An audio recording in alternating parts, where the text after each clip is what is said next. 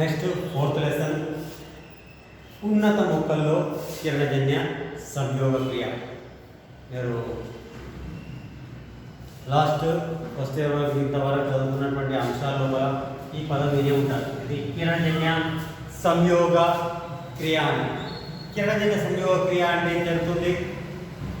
కాంతి శక్తి రసాయనిక శక్తిగా మార్చివేయడానికి మొక్కలు ఈ కిరణజన్య సంయోగ క్రియ అనేటువంటి జరిపి మనకు జంతువులకు, మానవులకు, ఇతర జీవరాశులకు కావాల్సినటువంటి ఆహార పదార్థాలని, అంతేకాకుండా అవసరమైనటువంటి ప్రాణవాయువు అయినటువంటి ఆక్సిజన్ను విడుదల చేసేటువంటి ఒక జీవక్రియగా కిరణజన్య సంయోగ క్రియ అని చెప్పుకుంటాం.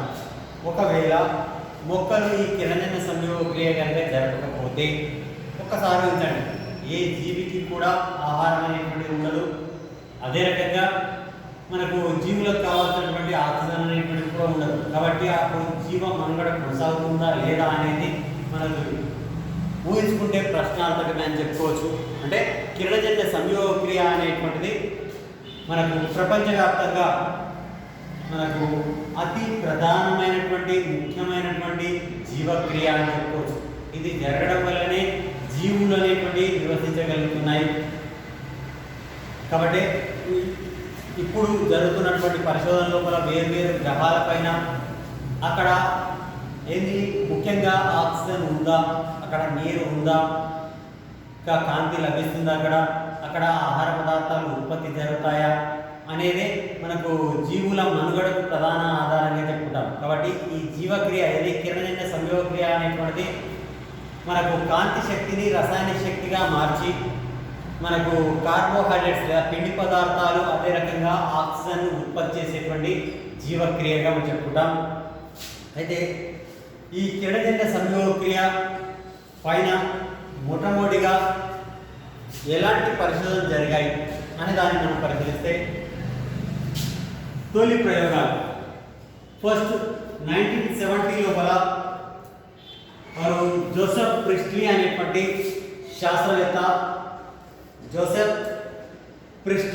శాస్త్రవేత్త మనకు మొక్కల్లో ఈ కిరణజన్య సంయోగక్రియ అనేటువంటిది జరిగేదాన్ని గుర్తించడం జరిగింది. అంటే ముఖ్యంగా ఈయన చెప్పింది ఏంటి, 74 లోపల మొక్కలు ఆక్సిజన్ ఉత్పత్తి చేస్తారు. ముఖ్యంగా ఆక్సిజన్ని గుర్తించడం జరిగింది కదా, ఆక్సిజన్ని కనుగొన్నాడు అంటారు ఎవరు? Joseph Priestley. అయితే ఆ ఆక్సిజన్ని కనుగొనే ప్రయోగం లోపల ఆయన ఎలాంటి ప్రయోగాలు చేశాడు? ఫర్ ఎగ్జాంపుల్ ఒకటి ఇక్కడ ఆయన చెప్పిన దాని ప్రకారం మనం గమనిస్తే ఒక గంటజాడి, బోర్లించబడినటువంటి గంటజాడి లోపల ఒక దీపాన్ని లేదా కొవ్వొత్తిని, అదే రకంగా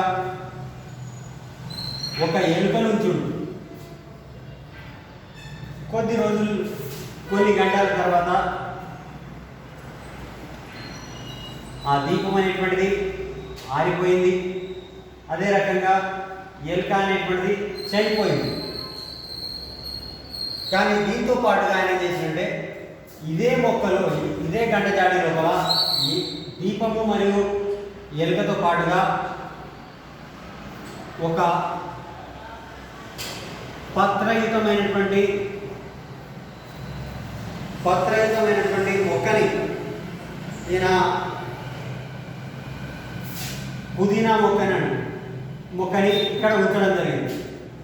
అప్పుడు దీపం వెలుగుతూనే ఉంది.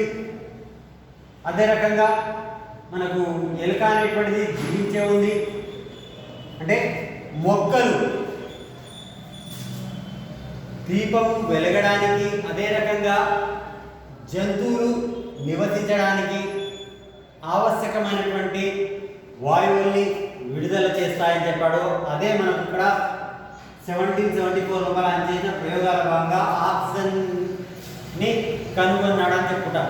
అంటే మనకు మండడానికి కూడా ఆక్సిజన్ అవసరం, అదే రకంగా దీపం వెలగడానికి ఆక్సిజన్ అవసరం, అదే రకంగా జీవులు బ్రతకడానికి, శ్వాసించడానికి ఆక్సిజన్ అవసరం. కావాల్సినటువంటి ఆక్సిజన్ని ఈ మొక్కలు ఉత్పత్తి చేస్తాయని ఎవరు జోసెఫ్ ప్రిస్లీ అనేటువంటి శాస్త్రవేత్త మొట్టమొదటిసారిగా గుర్తించారు. కాకపోతే ఆవశ్యకమైనటువంటి వాయువు అన్నాడు, కానీ అది ఆక్సిజన్గా తర్వాత మనం గుర్తించడం జరిగింది. కాబట్టి ఆక్సిజన్ కనుగొన్నది ఎవరు అంటే జోసెఫ్ ప్రిస్లీ అని చెప్పుకోవచ్చు. అయితే ఇదే ప్రయోగాన్ని జాన్ ఇంజన్హౌస్ అనేటువంటి శాస్త్రవేత్త జాన్ ఇంజన్హౌస్ ఇదే ప్రయోగాన్ని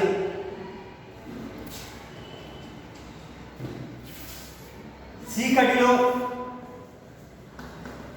మరియు వెలుతురులో జరిపించినప్పుడు చీకటి కంటే వెలుతురులో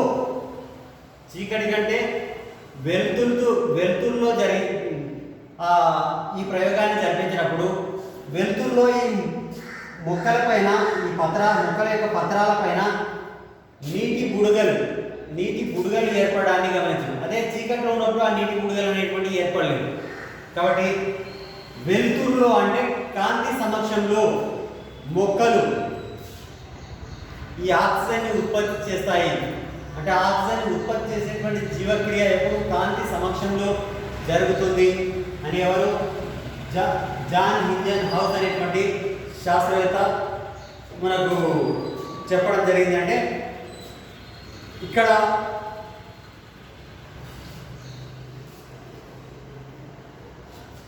ఇంజన్హౌస్ ప్రకారంగానే మనకు ఆకుపచ్చని భాగాలు, ఎందుకంటే పత్రాలు మాత్రమే ఆ బుడగలు వచ్చాయి కాబట్టి మొక్క దేహ భాగంలో ఆకుపచ్చని భాగాలు మాత్రమే ఆక్సిజన్ని ఉత్పత్తి చేస్తాయని ఇంజన్హౌస్ చెప్పడం జరిగింది. ఆ తర్వాత 1854 లోపల జూలియన్ వాన్ సాక్స్ అనేటువంటి శాస్త్రవేత్త మనకు ఈ మొక్కల లోపల ఆహార పదార్థాలు తయారయ్యేది మనకు ఆకుపచ్చని పదార్థాల నుంచి ఆహార పదార్థాలు తయారవుతాయని జూలియన్ వాన్ సాక్స్ అనేటువంటి శాస్త్రవేత్త ముఖ్యంగా ఆ ఆకుపచ్చని భాగాలు పత్రాలు ఒక్కడే కాదు, మొక్క దేహ భాగంలో ఎక్కడ ఆకుపచ్చని భాగాలు ఉన్నాయో అక్కడ కిరణజన్య సంయోగక్రియ అనేటువంటి జరిగి అక్కడ ఆహార పదార్థాలు తయారవుతాయని జూలియన్ వాన్ సాక్స్ అనేటువంటి శాస్త్రవేత్త తెలియడం జరిగింది. ఇక టిడబ్ల్యూ ఎంగిల్మెన్ అనేటువంటి శాస్త్రవేత్త ముఖ్యంగా ఈ కిరణజన్య సంయోగక్రియ జరిపినప్పుడు ఆహార పదార్థాలు ఎక్కడ ఏర్పడుతున్నాయి అనే దాన్ని గ్రహించడానికి ఒక పత్రాన్ని ముఖ్యంగా క్లాడోఫోరా అనేటువంటి నీలి ఆకుపచ్చ శేవలాన్ని మనకు ఇది ఒక బ్యాక్టీరియా కలిగినటువంటి ఒక అభిరంజనం కలిగినటువంటి ఒక పాత్ర అనుకుంటే దీనిపైన క్లాడోఫోరా పత్రాన్ని అంటే క్లాడోఫోరా అనేటువంటిది నీలి ఆకుపచ్చ శేవలం, ఆ శేవలాన్ని ఈ బ్యాక్టీరియా అభిరంజనంలో ఉంచి వాటిపైన మనకు కాంతిని ఒక పట్టకం సహాయంతో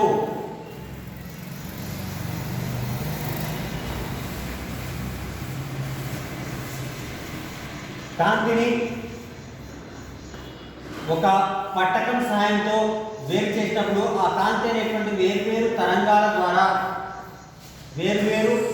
తరంగాలు ఈ నానోమీటర్ల లోపల మనం సూచిస్తాం.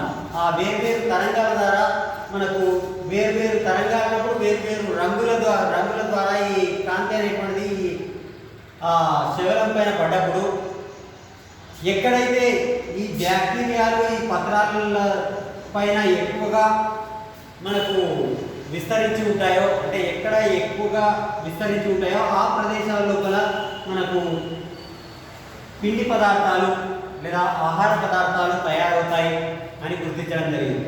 అయితే ముఖ్యంగా ఆ కాంతి మనం గమనిస్తే నీలి మరియు ఎరుపు కాంతుల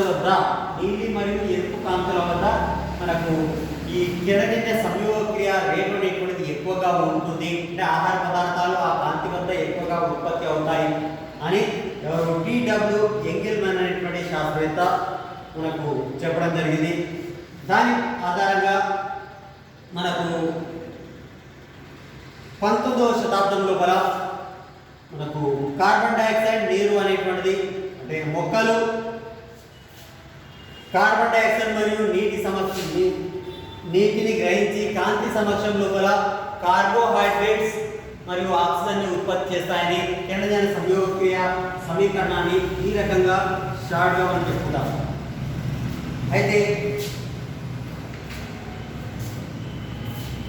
ఇక్కడ నెక్స్ట్ కరోలియస్ వాన్ నైల్ అనేటువంటి శాస్త్రవేత్త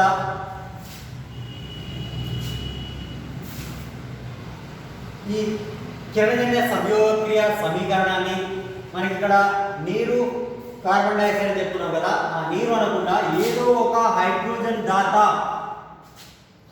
దాతగా వ్యవహరించి కార్బన్ డైఆక్సైడ్ ని స్వీకరించి కాంతి సమక్షం లోపల మొక్కలు కార్బోహైడ్రేట్స్ ని ఉత్పత్తి చేస్తాయి అని చెప్పడం జరిగింది. కానీ నిజానికి మనకు ఆక్సిజన్ ఉత్పత్తికి దీని ఆధారంగా మనం గమనిస్తే ఇక్కడ ఓ లేదు, ఇక్కడ కార్బన్ డైఆక్సైడ్ ఉంది.